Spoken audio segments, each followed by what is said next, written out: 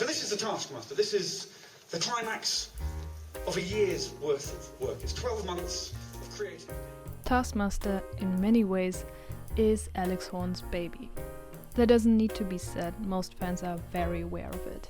He created the show, comes up with the tasks, is present for all filming, takes part in casting, and at the beginning of the show was involved in every aspect, including sitting in on the edit.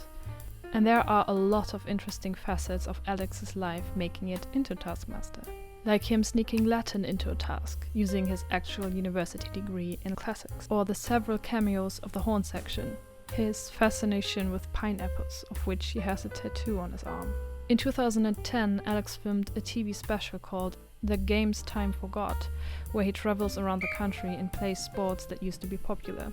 Alex met and made this show with Taskmaster director Andy Devonshire. They developed a tone while filming that would carry into Taskmaster. I would argue the core elements of Taskmaster's concepts have been present in Alex's work for a long time, before the show became famous in Britain and beyond. Stop the clock! Oh, I didn't start the clock. I didn't start the clock. I didn't start the clock. I think one of the most brilliant and fascinating things Taskmaster made happen is to propel the vision of an offbeat comic into notoriety. Alex Horne was not a household name in the comedy scene in 2015. He was part of the circuit, but he certainly wasn't big. His TV presence picked up after co-hosting 2 seasons of the brilliant panel show We Need Answers in 2009 and 10, which was quickly cancelled. From 2011 onwards, he made a handful of appearances on panel shows. At this point, he was mostly known for being very good at PowerPoint.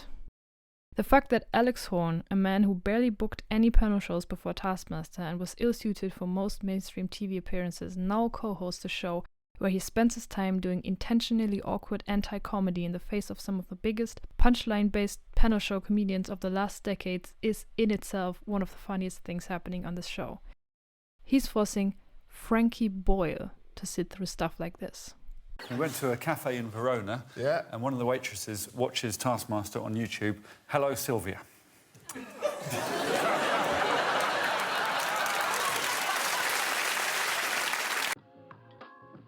The origins of Alex's career can be traced back to the Edinburgh Fringe, and it shows. His earlier work includes a make-your-own-adventure show where he tried to teach people Latin, called When in Rome, using PowerPoint, or a stand-up show where he reenacted a full human life on stage, called 7 Years in a Bathroom, also using PowerPoint. What I'm trying to say, Alex is a conceptually interesting comedian. His shows are often ambitious, and he plays with the format of stand-up comedy constantly. He had a phase where he was really into lip-syncing his performances while on stage. A review of one of his earlier Fringe shows, Everybody Talks from 2005, that dissects body language, using PowerPoint, reads, "It's innovative, unusual stuff, which almost defies description, but it wouldn't be all that much of an overstatement to say Horne hasn't just created a show, but a state of mind. The concept is ambitious, the execution delightful, and the atmosphere charming. Put simply, Everybody Talks is unlike anything else you will see on the Fringe, which is exactly why you should go." Or the review of Word Watching from 2009, in which he tries to coin new words and phrases to get into the dictionary. It concludes, "It's an admirably pointless task, and one that's amusingly told." Aha. The magic words. Pointless task. Even more interesting than his earlier shows, however, is Monsieur Butterfly from 2014, the Fringe show he did when Taskmaster had been picked up but hadn't aired yet. This show was the first and to this day only time he was nominated for the main Fringe Comedy Award. He was nominated for Newcomer in 2003. Monsieur Butterfly isn't really a stand-up show. The Guardian calls it a show that could only originate at the Fringe, and explains it's a new genre of task-based stand-up as a host spends his hour busily assembling an absurd Heath Robinson contraption live on stage. Horne's accompanying chat paints a picture of a man ill-suited to adult life, seeking to recover in this abstract DIY the carefree creativity of his childhood. By the time his machine is complete, we accept it as a metaphor for Horne's life, and for our own. Pointless, beautiful, and characterized by intricate interconnections. There is something heroic about this paean to doing, not thinking, to practicality as an end in itself, and it is unlike any other comedy show you'll see. Now that caught my attention.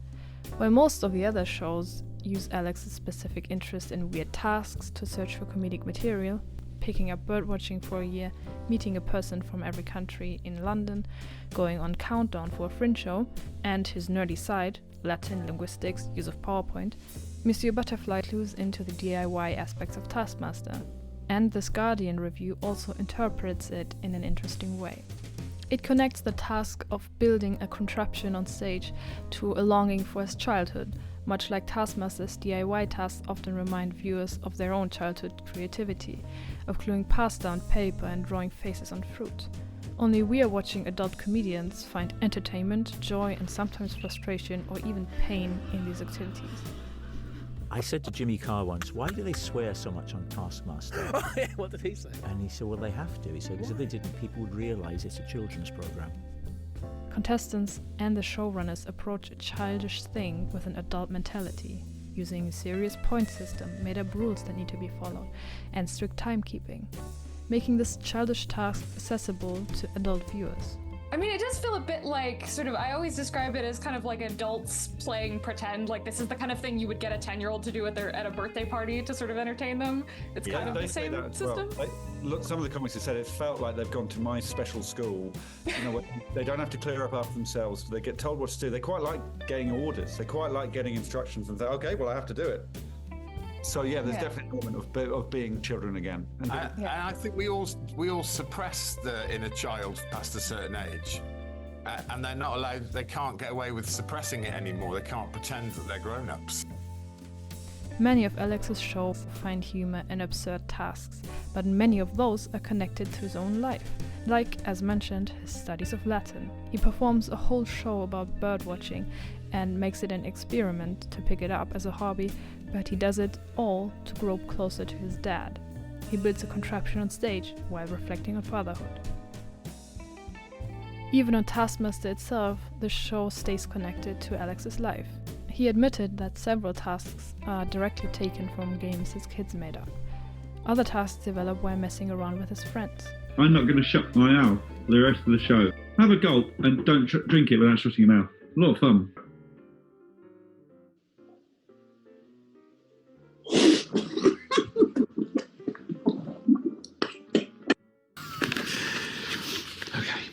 Drink all. You guys are so stupid. Okay, drink all this drink with your mouth open. Your mouth must be visibly open throughout. There is so much humanity in Taskmaster because it's clearly the culmination of his specific mind and vision. The whole feel of the show is so deeply different to most panel shows. Alex himself, who doesn't thrive on classic panel shows where everyone is fighting to get their punchline in first, created a show that works on a different level. It's no wonder why someone like Frankie Boyle or Lee Mack, while great on the show, never managed to play out their strengths on Taskmaster the same way they would on Mock the Week or Would I Lie to You. It almost feels like Taskmaster intentionally sidesteps the moments that would traditionally make up the banter-based comedy and rather finds its humor in other ways. Slapstick, play, interpersonal dynamics, and oftentimes in clever editing. The location tasks present us with short films that have their own arc and are intentionally told in an engaging way. Sure, Catherine Ryan can make a sharp observation on Mock the Week, but the joy of watching her on Taskmaster is seeing her use a completely different part of her brain while trying to figure out how to throw a potato in a hole. Seeing Alex's previous work co-hosting an absurdist panel show, it doesn't feel surprising that he created Taskmaster as a, if not antithesis to panel shows, then at least a different viewpoint on the genre. Which leads me to finally say a sentence I've been waiting to say for a long time. We need to talk about...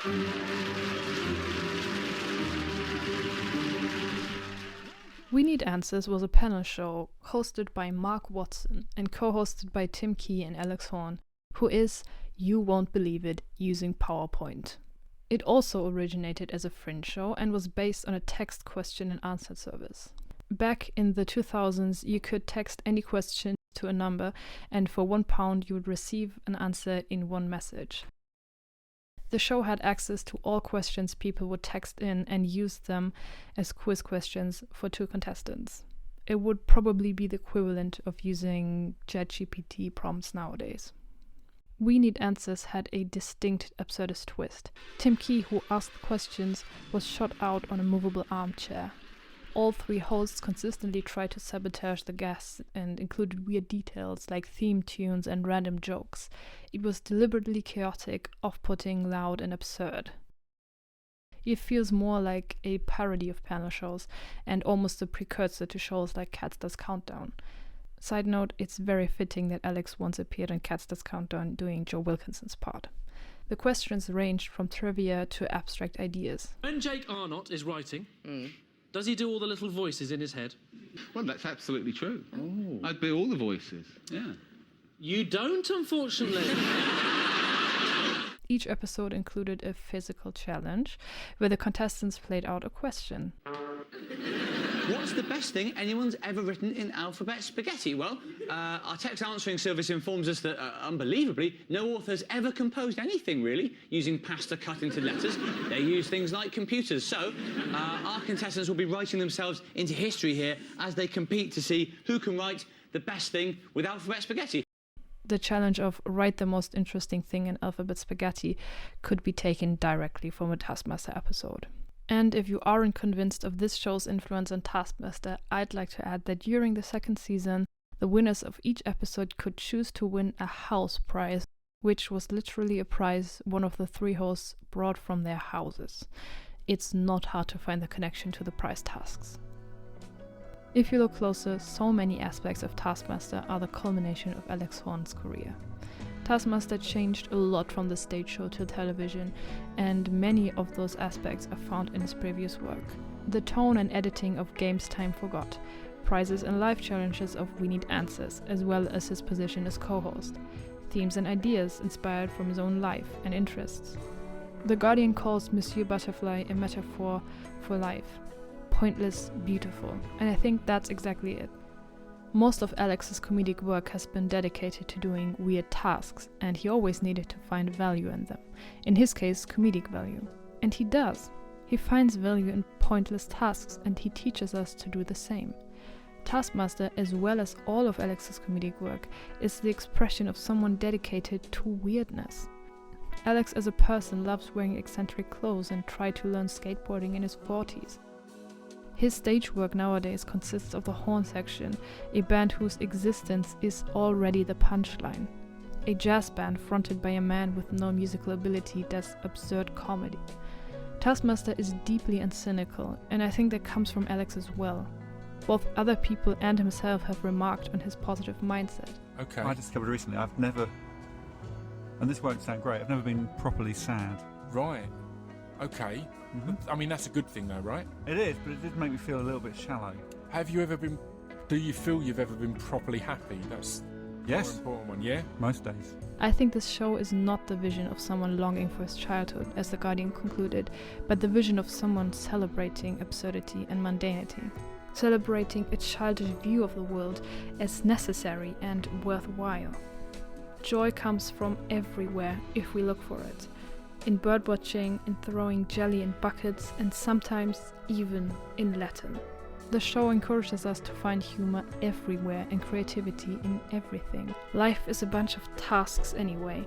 Why not throw in some weird ones and see if it makes you feel something new? And really, try not to take yourself too seriously while you're at it. Otherwise, you'll get blindsided if all something leads to are a couple of bad, fish-based puns. I'm sorry, but I've dropped the task. Not on purpose, but I've dropped it.